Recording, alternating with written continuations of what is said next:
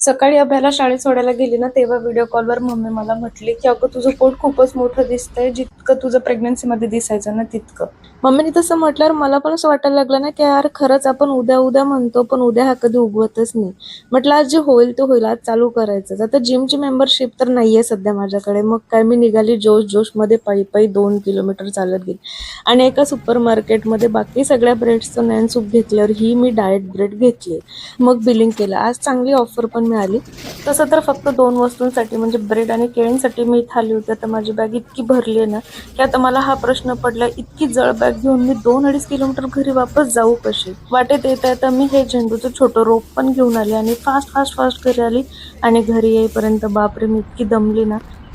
घरी येऊन मस्त नाश्ता केला, पण दररोज सारखी मजा आली नाही, कारण की दररोजची चहाची सवय आहे ना.